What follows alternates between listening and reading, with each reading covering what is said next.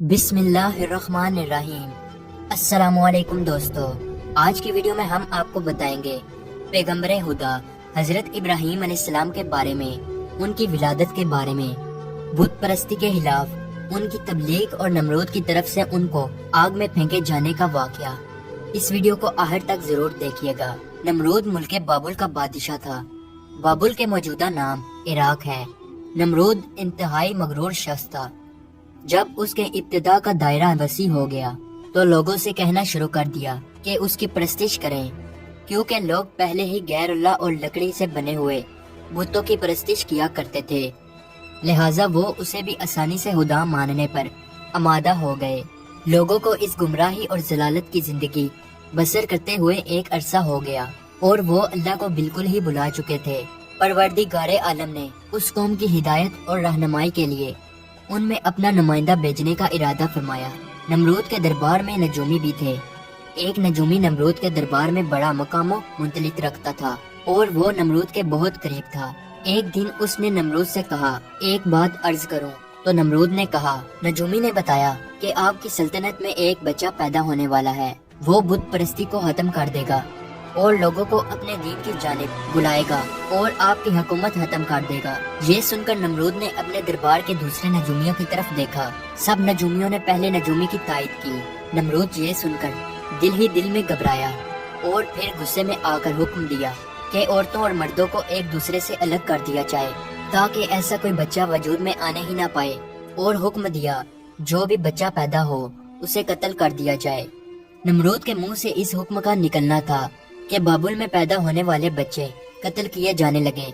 कहते हैं कि नमरूद के हुक्म पर इस मरदूद के जल्लातों ने 1,00,000 बच्चे कत्ल किए।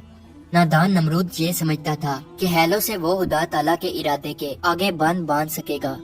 इसी मुल्क बाबुल में एक खातून थी जिनका नाम तारीख ने नोना बताया है। नोना उस वक्त हामला थी, लेकिन उनके हमल के असर को अल्लाह ने छुपा दिया। जब उनके बच्चे की पैदाइश का वक्त आया तो वो नमरूद के खौफ से शहर से बाहर चली गई और वहाँ पहाड़ के एक गार में पनाह ले ली। उन्होंने अपने बच्चे को उसी गार में जन्म दिया और फिर बच्चे को लेटाकर फिर खुदा से दुआ की, ऐ खुदा, मैं अपने जिगर के टोटे को इस गार में लटा कर जा रही हूँ। उन जालिमों से तू ही इसको बचाना जो मासूमों के खून के प्यासे हैं। फिर उन्होंने बच्चे को बोसा दिया और गार के तहखाने को पत्थरों से बंद कर दिया और वापस शहर को लौट गई।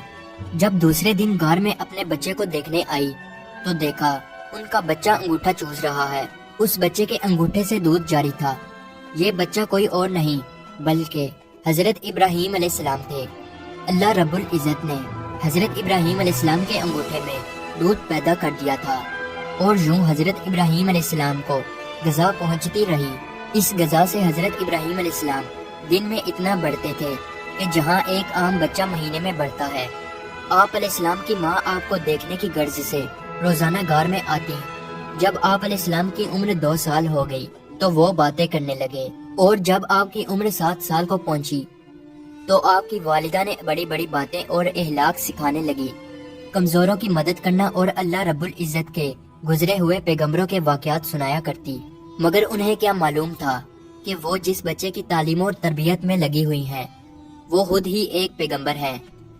आप अलैहिस्सलाम ने अपनी जिंदगी के 13 साल उसी गार में गुजारे। उन्होंने एक दिन अपनी माँ से कहा, माँ, मुझे भी अपने साथ शहर ले चलें। माँ ने जवाब दिया, बेटा, शहर में तुम्हारे लिए खतरा है। इसलिए हजरत इब्राहीम अलैहिस्सलाम रात को उस गार से निकलकर शहर में दाखिल हुए। हजरत इब्राहीम अलैहिस्सलाम का एक चचा था जिनका नाम आजर था। यहाँ पे एक नुक्ते की वजाहत करता चलो तो रात में आजर को हजरत इब्राहीम अलैहिस्सलाम का चचा कहा गया है, जबकि उनके वालिद का नाम तारिक था। कुरान मजीद में उनके वालिद का नाम आजर कहा गया है। बहुत से उल्मा का अजमा है कि आजर हजरत इब्राहीम अलैहिस्सलाम का बाप ना था बल्कि उनके वालिद तारिक थे और वो मुसलमान थे। अरबाब नस्ब का भी इसी पर इत्तेफाक है कि हजरत इब्राहीम अलैहिस्सलाम के वालिद तारिक थे।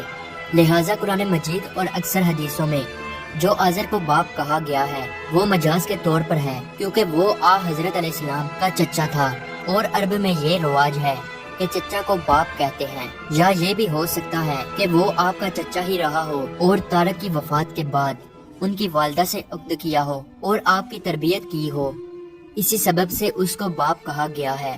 آزر مٹی، پتھر، لکڑی کے بت بناتا، ان کو خود پوجتا اور لوگوں کے ہاتھوں فروخت کراتا تھا۔ اس طرح اس کا کاروبار بہت پھیلا ہوا تھا۔ آزر کے بیٹے بھی بت فروشی کرتے تھے۔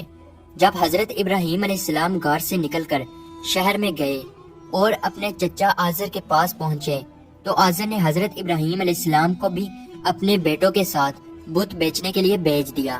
حضرت ابراہیم علیہ السلام نے بتوں کے گلے میں رسی باندھی اور انہیں زمین پر گھسیٹتے ہوئے لے گئے، جس سے وہ مٹی، کیچڑ اور کوڑا کرکٹ سے آلودہ ہو گئے۔ پھر آواز لگائی، اے لوگوں، آؤ اور مجھ سے وہ بت خریدو جو بے جان ہے، عقل و ہوش سے خالی ہیں اور کوئی نفع یا نقصان نہیں پہنچا سکتے۔ بتوں کے ساتھ حضرت ابراہیم علیہ السلام کا یہ سلوک بت پرستوں کی نظر میں بے حد توہین آمیز تھا۔ پھر بات یہاں تک آ پہنچی، آزر نے حضرت ابراہیم علیہ السلام کو اس بارے میں نصیحت کی۔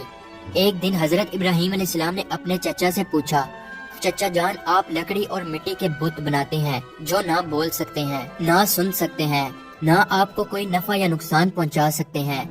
آزر نے چونک کر پوچھا، کیا تم ہمارے خداؤں کے مخالف ہو؟ دیکھو، آئندہ اس طرح کی بات زبان پر نہ لانا، ورنہ تمہیں سزا ہوگی۔ اس کے بعد حضرت ابراہیم علیہ السلام لوگوں سے مخاطب ہوئے اور کہا، پرستش اور سجدے کے لائق نہ نمرود ہے اور نہ یہ بت ہیں۔ لائق عبادت صرف اللہ تعالیٰ کی ذات ہے، جس نے ساری کائنات کو بنایا، جس نے پوری دنیا کو پیدا کیا۔ حضرت ابراہیم علیہ السلام کا نام اور پیغام تیزی سے پھیلنے لگا۔ لوگ ان کی بات غور سے سننے لگے۔ جب ان کی شہرت نمرود تک پہنچی تو اس نے اپنے دربار کے لوگوں سے پوچھا، یہ کون نوجوان ہے جس نے ایک ہنگامہ کھڑا کر دیا؟ درباری بولے، اس کا نام ابراہیم ہے جو آزر کے گھر میں جوان ہوا ہے۔ نمرود نے حکم دیا کہ اسے فوراً میرے سامنے پیش کیا جائے۔ نمرود کے بھیجے ہوئے لوگ حضرت ابراہیم علیہ السلام کے پاس آئے اور انہوں نے نمرود کا پیغام انہیں پہنچایا۔ حضرت ابراہیم علیہ السلام نمرود کے پاس پہنچے۔ نمرود نے پوچھا، نوجوان، تم جس خدا کی بات کرتے ہو وہ کون ہے؟ تو حضرت ابراہیم علیہ السلام نے جواب دیا، میرا خدا وہ ہے جو لوگوں کو زندگی اور موت دینے کی قدرت رکھتا ہے۔ نمرود نے کہا، یہ تو میں بھی کر سکتا ہوں، اور اس نے ایک ایسے مجرم کو آزاد کر دیا جسے موت کی سزا کا حکم سنایا جا چکا تھا، اور ایک ایسے آدمی کو پھانسی دے دی جس کا کوئی جرم نہیں تھا۔ پھر کہنے لگا، اب بولو، میرے خدا ہونے میں تمہیں کیا شک ہے؟ میں بھی تو جس کو چاہوں زندگی بخش دوں اور جس کو چاہوں موت بخش دوں۔ حضرت ابراہیم علیہ السلام نے فرمایا، اگر تو سچا ہے تو جس کو قتل کیا ہے اس کو زندہ کر کے دکھا۔ پھر فرمایا، میرا خدا سورج کو مشرق سے نکالتا ہے اور مغرب میں غروب کرتا ہے، تو اسے مغرب سے نکال کر دکھا۔ نمرود سے اس سوال کا جواب نہ بن سکا اور وہ شرمندہ ہو گیا۔ اس وقت حضرت ابراہیم علیہ السلام کی والدہ نے نمرود سے کہا، بادشاہ سلامت، مجھے اجازت دیں کہ میں ابراہیم علیہ السلام کو اپنے ساتھ لے جاؤں، کیونکہ یہ ابھی نہ سمجھ ہیں۔ آزر بولا، بادشاہ سلامت، آپ ابراہیم علیہ السلام کو گھر جانے کی اجازت دے دیں، میں اسے آپ کی اور بتوں کی توہین سے باز رکھنے کی ضمانت دیتا ہوں۔ نمرود نے کہا، میں تمہاری خاطر ابراہیم علیہ السلام کو معاف کرتا ہوں، لیکن اگر اس نے آئندہ کوئی ہنگامہ کھڑا کیا تو میں اسے زندہ جلا دوں گا۔ ابراہیم علیہ السلام اس واقعہ کے بعد اپنے مشن سے باز نہ آئے، اور انہوں نے ایک دن آزر سے کہا، چچا جان، یہ بت کیا ہے جن کو آپ خود بناتے ہیں اور خود پوجتے ہیں اور خود ہی ان کو خدا مانتے ہیں؟ آزر یہ بات سنتے ہی بگڑ گیا اور اس نے کہا، ابراہیم، فوراً میرے گھر سے نکل جاؤ، میں تمہیں مزید برداشت نہیں کر سکتا۔ ابراہیم علیہ السلام یہ کہتے ہوئے گھر سے نکلے۔ چچا جان، آپ نہیں مانتے تو میں جاتا ہوں، مگر میں اپنے مشن سے باز نہیں آؤں گا، کیونکہ میں خدا سے ڈرتا ہوں اور ان بتوں سے یا نمرود سے نہیں ڈرتا۔